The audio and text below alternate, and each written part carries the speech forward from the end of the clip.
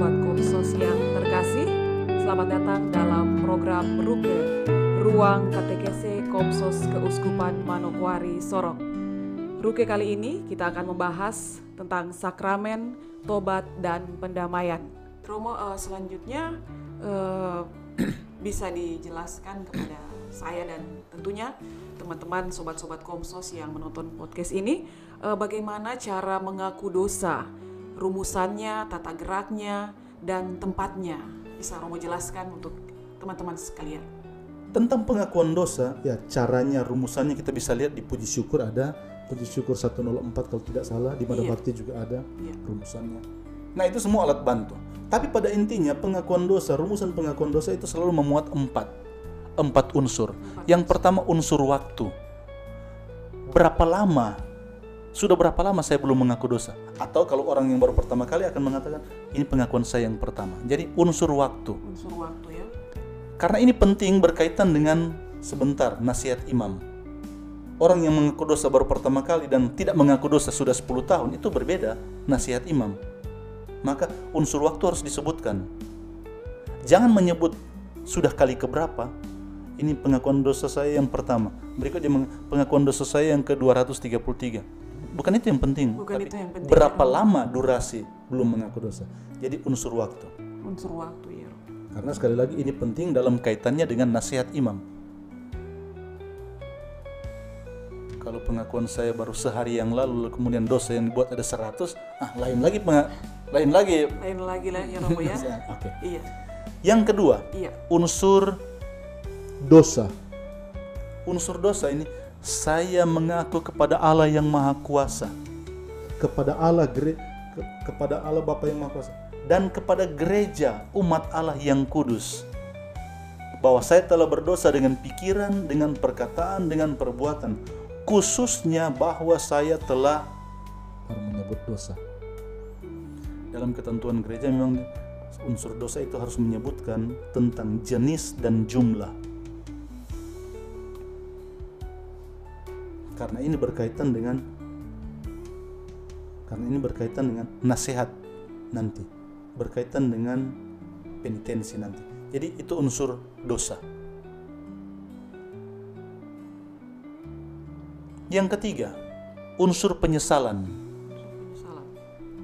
Saya sungguh menyesal atas dosa-dosa yang telah saya lakukan itu. Jadi unsur penyesalan. Penyesalan tidak boleh hanya tinggal di dalam hati, tapi harus dinyatakan secara eksplisit. Tapi juga apa yang dinyatakan secara eksplisit harus sungguh-sungguh ada di dalam hati. Unsur penyesalan. Dan yang keempat atau unsur terakhir adalah unsur permohonan. Apa yang dimohonkan?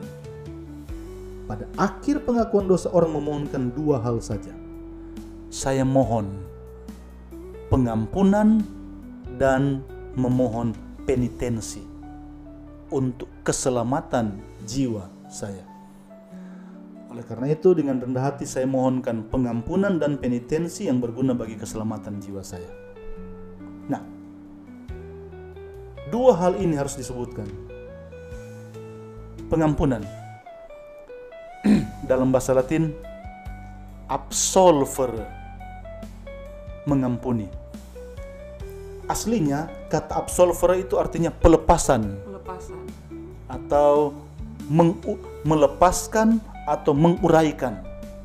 Jadi ibarat orang yang diikat seperti pocong dari kaki terlilit sampai di kepala. Orang itu tidak bisa melepaskan diri dengan kekuatan dan kemampuan dirinya. Maka dia harus minta orang lain, pihak lain, instansi lain untuk tolong buka, tolong lepaskan, tolong uraikan ikatan-ikatan ini. Maka konsep itu juga yang berlaku dalam sakramen tobat. Dosa mengikat orang dan kita meminta kepada pihak lain. Imam dalam hal ini tampil atas nama Allah dan atas nama gereja, membuka lilitan itu. Absolver. Dalam bahasa kita bisa menyebut pengampunan. Ya, tapi sebenarnya artinya pelepasan. Dan permohonan yang kedua adalah penitensi. Kalau dalam budaya kita, dalam kehidupan sehari-hari kita akan meminta, siapa yang meminta denda? Korban akan meminta denda kepada pelaku. Iya. Tapi dalam sakramen tobat terbalik. Pelaku akan meminta, tolong denda saya. Absolusi, penitensi itulah silih, denda. Iya. Saya telah melakukan salah, tolong tentukan saya punya denda apa. Berbeda dengan kehidupan kita sehari-hari ya. Iya. Yang meminta untuk denda adalah korban. Korban. Kalau saya punya anjing yang ditabrak, kau yang tabrak, denda. Kau yang bayar denda. Tapi yang minta adalah korban, pihak korban. Pihak korban, iya. Tapi dalam hal ini bukan pihak korban yang meminta denda. Saya sebagai pelaku, saya minta untuk didenda. Kasih apa? Tentukan saya punya denda apa. Nah, jadi dua permohonan.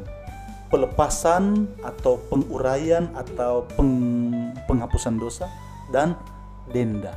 Itu yang unsur keempat, yaitu unsur permohonan. Nah, jadi kalau kita mengaku dosa jangan cuma sebut dosa. Dosa-dosa saya ialah saya telah ini, selesai. Diam. Sakramen tobat mempunyai 4 unsur dan 4-empatnya harus dinyatakan secara eksplisit. Unsur waktu, unsur dosa, unsur penyesalan, dan unsur permohonan. Itu. Ya itu. Itu ya Romo ya? Ya. Iya, baik Romo.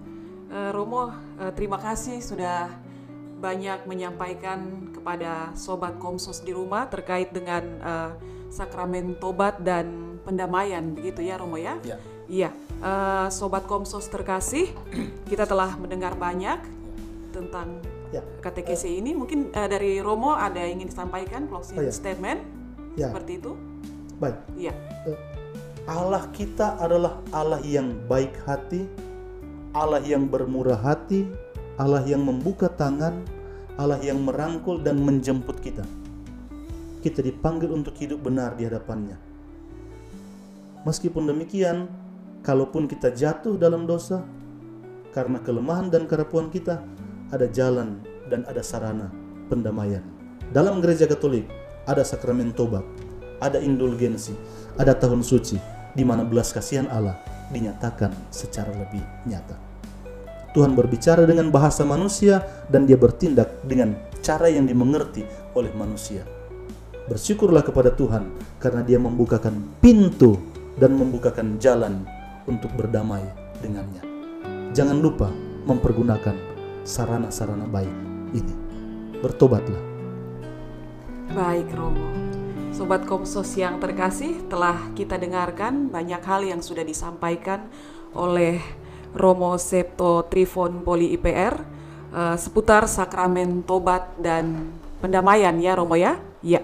Baik, semoga katekese kita tentang sakramen tobat dan pendamaian pada hari ini yang kita bahas bersama semakin menguatkan iman kita. Baik. Sampai jumpa Sobat Komsos di episode berikutnya. Tuhan memberkati kita semua. Terima kasih Romo. Terima kasih. Terima kasih Romo. Ya, Tuhan memberkati.